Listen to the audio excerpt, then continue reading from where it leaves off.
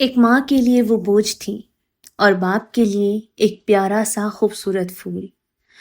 مگر مریم کا اپنا سچ کیا تھا؟ میں ہوں کلب اور آج ہم سنیں گے خالد حسینی کی کتاب A Thousand Splendid Suns کا دوسرا باب، مریم کی پیدائش کی وہ داستان جو دو مختلف سچائیوں کے درمیان پھنسی ہوئی ہے۔ تو چلیں شروع کرتے ہیں کہانی کا دوسرا باب۔ جلیل اور اس کی بیویوں کے لیے میں ایک پوکروٹ تھی، ایک مگواٹ۔ تم بھی، اور تم تب پیدا بھی نہیں ہوئی تھی۔ مگواٹ کیا ہوتا ہے؟ مریم نے پوچھا۔ ایک جنگلی گھاس، نانا نے کہا، ایسی چیز جسے تم اکھاڑ پھینکتے ہو اور ایک طرف ڈال دیتے ہو۔ مریم نے اندر ہی اندر غصہ محسوس کیا۔ جلیل نے اس کے ساتھ کبھی بھی جنگلی گھاس جیسا سلوک نہیں کیا تھا، کبھی بھی نہیں۔ مگر مریم نے سوچا کہ احتجاج کو دبا دینا ہی عقل مندی ہے۔ جنگلی گھاس کے برعکس مجھے دوبارہ لگایا گیا، سمجھی تم؟ کھانا اور پانی دیا گیا تمہاری وجہ سے۔ یہ وہ سودا تھا جو جلیل نے اپنے خاندان سے کیا تھا۔ نانا نے کہا کہ انہوں نے ہیرات میں رہنے سے انکار کر دیا تھا۔ کس لیے؟ تاکہ اسے اپنی کنچنی بیویوں کو سارا دن شہر میں گھماتے ہوئے دیکھوں۔ اس نے کہا کہ وہ اپنے باپ کے خالی گھر میں بھی نہیں رہے گی، جو گلدمن کے گاؤں میں تھا، جو ہیرات سے 2 کلومیٹر شمال میں ایک کھڑی پہاڑی پر واقع تھا۔ اس نے کہا کہ وہ کہیں دور رہنا چاہتی تھی، الگ تھلگ، جہاں پڑوسی اس کے پیٹ کو نہ گھورے، اس پر انگلیاں نہ اٹھے، مذاق نہ اڑائے، یا اس سے بھی برا، دکھاوے کی ہمدردیوں سے اس پر حملہ نہ کرے۔ اور میرا یقین کرو، نانا نے کہا، تمہارے باپ کے لیے مجھے نظروں سے دور رکھنا ایک سکون کی بات تھی۔ یہ اسے خوب راس آیا۔ وہ محسن تھا، جلیل کی پہلی بیوی ختیجہ سے اس کا سب سے بڑا بیٹا، جس نے اس جگہ کا مشورہ دیا تھا۔ یہ گلدمن کے باہری حصے میں تھی۔ وہاں پہنچنے کے لیے ایک خراب، اونچائی والا کچا راستہ لینا پڑتا تھا جو ہیرات اور گلدمن کے درمیان مکھیہ سڑک سے نکلتا تھا۔ راستے کے دونوں طرف گھٹنوں تک اونچی گھاس اور سفید اور چمکدار پیلے پھولوں کے دھبے تھے۔ راستہ سانپ کی طرح بل کھاتا ہوا اوپر پہاڑی پر جاتا تھا اور ایک ہموار میدان تک لے جاتا تھا، جہاں پوپلرز اور کوٹن ووڈز کے درخت اونچے کھڑے تھے اور جنگلی جھاڑیاں جھنڈوں میں اگتی تھی۔ وہاں اوپر سے کوئی بھی گلدمن کی پون چکھی کے زنگ آلود پروں کی نوکیں دیکھ سکتا تھا۔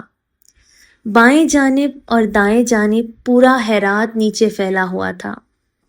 راستہ ایک چوڑی، مچھلیوں سے بھری ندی کے عموداً ختم ہوتا تھا، جو گلدمن کو گھیرنے والے سفید کوہ پہاڑوں سے نیچے بہتی تھی۔ دریا کے رخ پر 200 گز اوپر پہاڑوں کی طرف ویپنگ ویلو کے درختوں کا ایک گول گھیرا تھا۔ درمیان میں ویلو کی چھاؤں میں وہ خالی جگہ تھی۔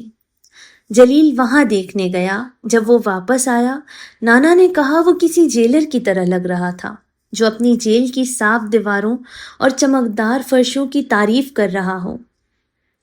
اور اس طرح تمہارے باپ نے ہمارے لیے یہ چوہے دان بنایا۔ نانا کی ایک بار تقریباً شادی ہونے والی تھی جب وہ 15 سال کی تھی۔ دلہا شنداد کا ایک لڑکا تھا، ایک جوان طوطا بیچنے والا۔ مریم کو یہ کہانی خود نانا سے معلوم تھی، اور اگرچہ نانا نے اس واقعے کو رد کر دیا تھا، مریم اس کی آنکھوں میں ہلکی چمک سے بتا سکتی تھی کہ وہ خوش تھی۔ شاید اپنی زندگی میں صرف ایک بار، اپنی شادی سے پہلے کے ان دنوں میں، نانا سچ میں خوش تھی۔ جیسے نانا کہانی سناتی تھی، مریم اس کی گود میں بیٹھتی اور اپنی ماں کو شادی کا جوڑا پہنتے ہوئے تصور کرتی۔ وہ اسے گھوڑے پر سوار دیکھتی، ایک ہرے گھونگھٹ والے لباس کے پیچھے شرم سے مسکراتے ہوئے۔ اس کی ہتھیلیاں مہندی سے لال تھی، اس کے بال چاندی کی دھول سے بٹے ہوئے اور چوٹیاں درخت کی گوند سے جڑی ہوئی۔ اس نے شہنائی بجاتے ہوئے موسیقاروں اور ڈھول بجاتے ہوئے لوگوں کو دیکھا، گلی کے بچے شور مچاتے اور پیچھا کرتے ہوئے۔ پھر شادی کی تاریخ سے 1 ہفتہ پہلے نانا کے جسم میں ایک جن داخل ہو گیا۔ اس کے لیے مریم کو کسی تفصیل کی ضرورت نہیں تھی۔ اس نے اپنی آنکھوں سے یہ کئی بار دیکھا تھا۔ نانا کا اچانک گر جانا، اس کا جسم اکڑ جانا، سخت ہو جانا، اس کی آنکھیں الٹ جانا، اس کے ہاتھ پاؤں ایسے کانپنا جیسے کوئی اندر سے اس کا گلا گھونٹ رہا ہو۔ اس کے منہ کے کونوں پر جھاگ، سفید، کبھی خون سے گلابی۔ پھر وہ اونگنا، وہ خوفناک بے خبری، وہ بے ربط بڑبڑانا۔ جب یہ خبر شنداند پہنچی، طوطے بیچنے والے کے خاندان نے شادی ختم کر دی۔ وہ ڈر گئے تھے۔ نانا نے اسی طرح بتایا تھا۔ شادی کا جوڑا چھپا دیا گیا۔ اس کے بعد کوئی اور رشتہ نہیں آیا۔ اس کھلی جگہ میں جلیل اور اس کے 2 بیٹوں فرحات اور محسن نے وہ چھوٹی کولبا بنائی جہاں مریم اپنی زندگی کے پہلے 15 سال رہے گی۔ انہوں نے اسے دھوپ میں سوکھی اینٹوں سے بنایا اور مٹی اور مٹھی بھر بھوسے سے پلستر کیا۔ اس میں سونے کو 2 بستر تھے، ایک لکڑی کی میز، 2 سیدھی پشت والی کرسیاں، ایک کھڑکی اور دیواروں پر لگی ہوئی الماریاں جہاں نانا نے مٹی کے برتن اور اپنا پسندیدہ چینی ٹی سیٹ رکھا تھا۔ جلیل نے سردیوں کے لیے ایک نیا لوہے کا چولہا لگایا اور کولبا کے پیچھے کٹی ہوئی لکڑیوں کا ڈھیر لگا دیا۔ اس نے روٹی بنانے کے لیے باہر ایک تندور اور ایک باڑ والا مرغی کھانا بنایا۔ وہ کچھ بھیڑیں لایا، ان کے لیے کھانے کا چارہ دان بنایا۔ اس نے فرحاد اور محسن سے ولو کے گھیرے سے 100 گز دور ایک گہرا گڈھا کھدوایا اور اس پر ایک بیت الخلا بنا دیا۔ نانا نے کہا کہ جلیل کولبا بنوانے کے لیے مزدوروں کو کام پر رکھ سکتا تھا، مگر اس نے نہیں رکھا۔ یہ اس کا کفارہ ادا کرنے کا طریقہ تھا۔ نانا کے بیان کے مطابق جس دن اس نے مریم کو پیدا کیا، کوئی بھی مدد کے لیے نہیں آیا۔ اس نے بتایا کہ وہ 1959 کی بہار کا ایک نم آلود اور بادلوں سے گھرا دن تھا، جو کنگ ظہیر شاہ کے تقریباً پرسکون 40 سالہ دور حکومت کا 26واں سال تھا۔ اس نے کہا کہ جلیل نے کسی ڈاکٹر یا یہاں تک کہ کسی دائی کو بلانے کی زحمت بھی نہیں کی تھی، باوجود اس کے کہ وہ جانتا تھا کہ جن اس کے جسم میں داخل ہو سکتا ہے اور بچے کی پیدائش کے دوران اسے دورے پڑ سکتے ہیں۔ وہ کولبا کے فرش پر بالکل اکیلی لیٹی تھی، ایک چاقو اس کے برابر میں تھا اور پسینہ اس کے جسم کو بھگو رہا تھا۔ جب درد بڑھ جاتا تو میں تکیے کو دانتوں سے دبا لیتی اور اس میں تب تک چلاتی جب تک کہ میرا گلا نہ بیٹھ جاتا، اور پھر بھی کوئی میرا چہرہ پوچھنے یا مجھے پانی پلانے نہیں آیا۔ اور تم مریم، جو تمہیں کوئی جلدی نہیں تھی، تقریباً 2 دن تک تم نے مجھے اس ٹھنڈے اور سخت فرش پر لٹائے رکھا۔ میں نے کچھ کھایا نہ میں سوئی، بس زور لگاتی رہی اور دعا کرتی رہی کہ تم باہر آ جاؤ۔ مجھے معاف کر دے نانا، میں نے ہمارے درمیان کی نال خود کاٹی تھی، اس لیے میرے پاس چاقو تھا۔ میں معافی چاہتی ہوں۔ نانا ہمیشہ یہاں ایک دھیمی اور بوجھ آلود مسکراہٹ دیتی، جو یا تو لمبی شکایت ہوتی یا پھر نہ چاہتے ہوئے بھی معافی۔ مریم کبھی سمجھ نہیں پائی۔ چھوٹی سی مریم کے ذہن میں یہ کبھی نہیں آیا کہ اپنی ہی پیدائش کے طریقے پر معافی مانگنے کی ناانصافی پر سوچے۔ جب تک اس نے اس پر سوچنا شروع کیا، تقریباً 10 سال کی عمر میں، مریم اب اپنی پیدائش کی کہانی پر یقین نہیں کرتی تھی۔ وہ جلیل کے بیان پر یقین کرتی تھی کہ اگرچہ وہ شہر سے باہر تھا، مگر اس نے نانا کو ہیرات کے ہاسپٹل لے جانے کا انتظام کیا تھا، جہاں ایک ڈاکٹر نے ان کا خیال رکھا تھا۔ وہ ایک صاف ستھرے، مناسب بستر پر ایک روشن کمرے میں لیٹی تھی۔ جب مریم نے جلیل کو چاقو کے بارے میں بتایا تو اس نے دکھ سے اپنا سر ہلایا۔ مریم کو اس بات پر بھی شک ہونے لگا کہ اس نے اپنی ماں کو پورے 2 دن تکلیف دی تھی۔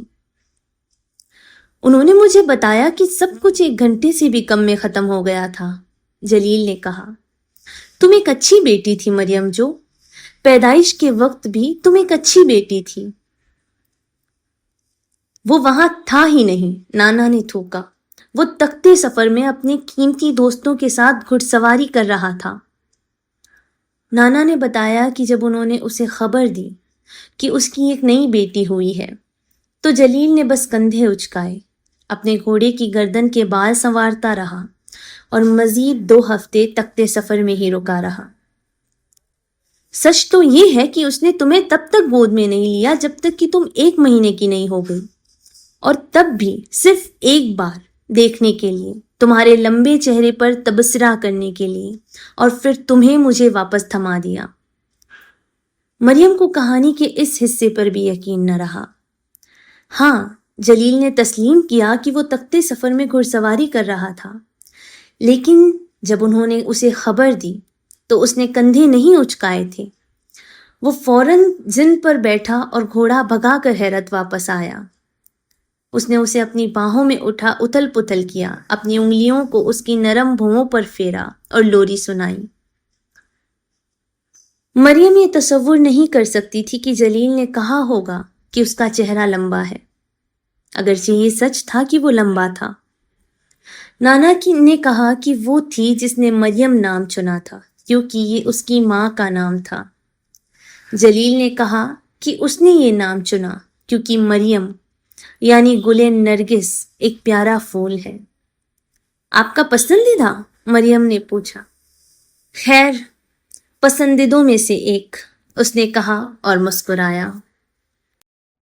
آج کے لیے بس اتنا ہی۔ آپ کو کیا لگتا ہے، کیا مریم کا اپنے باپ پر یہ یقین ٹھیک ہے؟ اپنے جذبات نیچے کامنٹ سیکشن میں ضرور لکھیں۔ میں ہوں کلب اور آپ سن رہے تھے A Thousand Splendid Suns by خالد حسینی۔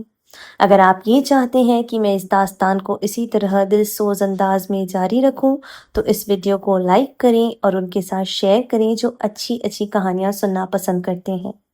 ملتے ہیں اگلے باب میں، تب تک کے لیے اللہ حافظ۔